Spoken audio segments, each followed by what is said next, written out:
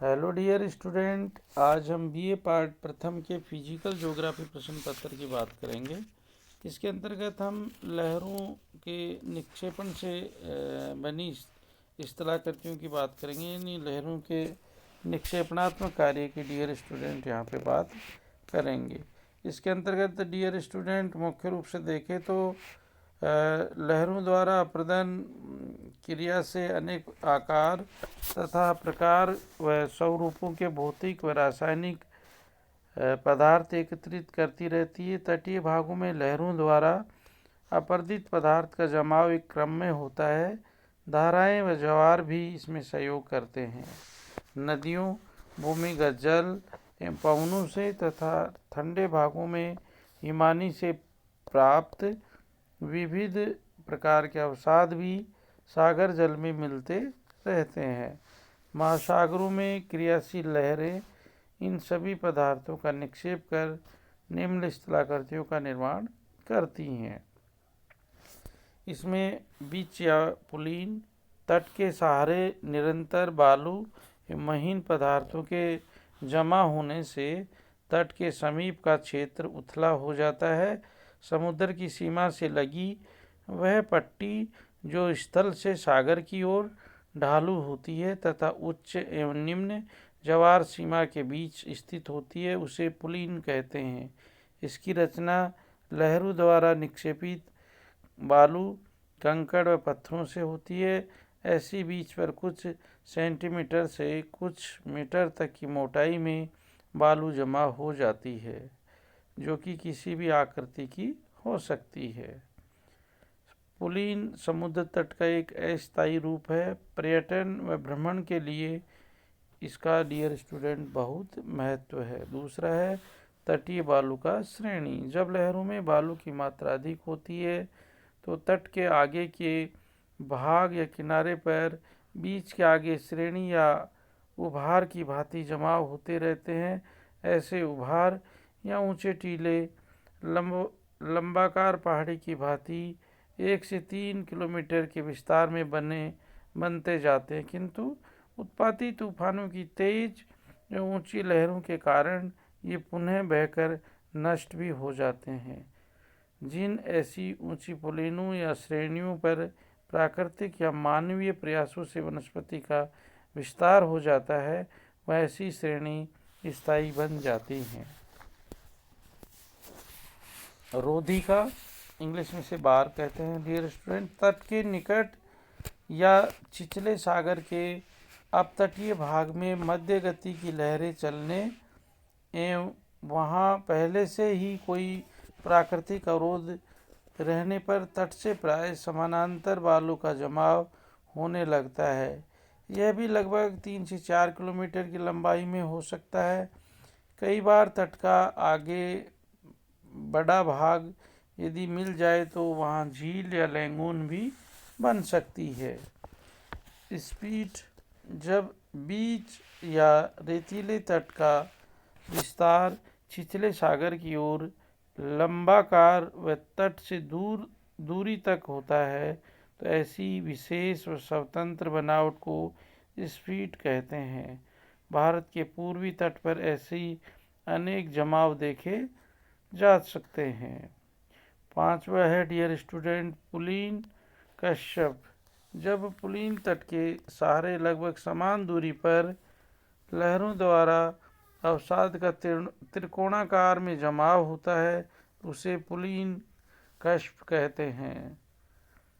छठा है संयोजक रोधिका या ट्रोम्बोलो। जब किसी लहर द्वारा निरंतर निक्षेप के कारण रोधिका विस्तृत होकर किसी द्वीप को मुख्य स्थल से या छोटे छोटे द्वीपों को परस्पर जोड़ देती है तो उसे संयोजक रोधिका या ट्रोम्बोला कहते हैं। हुक, कभी कभी सागर के आगे की ओर बढ़ती स्पीड मोड़ खाकर हुक की भांति मुड़ जाती है। ऐसा भिन्न भिन्न दिशाओं में लहरें चलने से वह रेत की घुमावदार जमाव एक से अधिक बार बन बढ़ने से होता है। ऐसे जमाओं को जिनमें कि एक से अधिक छल्ले होते हैं मिश्रित हुक कहते हैं। नंबर 8 है लूप या छल्ला। कई बार आगे की ओर अधिक लंबाई तक बढ़ने के पश्चात स्पीड पुनः घुमावदार मोड़ लेकर तट से मिल जाता है तो छल्ले जैसी आकृति बन जाती है। यह आकृति जटिल होती है क्योंकि इसमें पानी लैंगून की भांति स्थिर रहने से बालू के हुक व मिश्रित हुक भी पाए जाते हैं। लैंगून उथले व सपाट तट की ओर धीमा होने से वहाँ बालू का जमाव बढ़ता जाता है। ऐसे में अपतट से दूरी बनाने वाली रोधिका टोम्बोला या रेत की श्रेणी विस्तार करके पुनः तट को घेर लेती है। इसे तट एवं सागर के बीच बालू का बांध बनाने के बीच में झील बन जाती है। यही झील लैंगून डियर स्टूडेंट कहलाती है। चिल्का व पुलिकट ऐसी ही डियर स्टूडेंट झीलें हैं। लवण कच्छ यह साधारणतः तटीय निम्न भूभाग होते हैं जो कभी कभी आंशिक रूप से या पूर्णतः समुद्री जल से ढक जाते हैं। मिट्टी की अपारगम्यता अल्पवाह और लवणता के कारण प्राय दलदली भाग होते हैं। कच्छ का रण इसी प्रकार का डियर स्टूडेंट एक क्षेत्र है। पंक मैदान समुद्र तट पर महीन सिल्ट या गाद का एक ऐसा क्षेत्र जो प्राय निम्न ज्वार के समय दिखाई देता है किंतु उच्च ज्वार के समय जलमग्न हो जाता है। इसका कुछ भाग दलदली रहता है। नीदरलैंड में सागर से मुक्त किए गए बोल्डर भूभाग इसके डियर स्टूडेंट उदाहरण है। सागर तटीय तट तथा तट रेखा जिसमें निमंजन से बनी तट रेखा है। इसमें फियोर्ड तट रेखा है डियर स्टूडेंट, रिया तट रेखा है, डालमेंशियन है और हैप तट रेखा है। इसमें डियर स्टूडेंट देखें तो हम जो फियोर्ड तट रेखा है हिमयुग में हिमानी की घाटियाँ शीतल वायु के कारण सागर तक फैली थी और बाद में हिमयुग की समाप्ति पर सागर तल पुनः ऊपर उठा। यह हिमानी घाटियाँ गहरी खाड़ियाँ बन गई।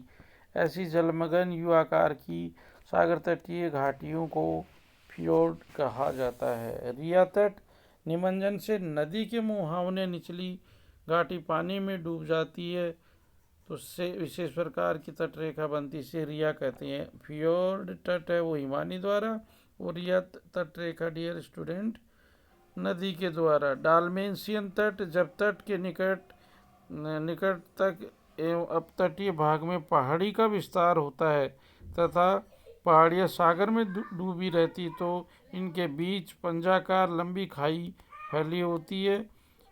इस प्रकार कंगीनुमा पहाड़ी एवं खाड़ी का एकांतर विस्तार किसी भी दिशा में पर्वत श्रेणी के विस्तार के अनुसार पाया जाता है। ये डालमेंशियन के उदाहरण है डियर स्टूडेंट। हैप तट रेखा जब बालू की श्रेणियाँ एवं बालू का विस्तार तट तक हो तो ऐसा तट डूबा जाए तो उसे हैप तट के नाम से डियर स्टूडेंट जाना जाता है। Thank you dear student.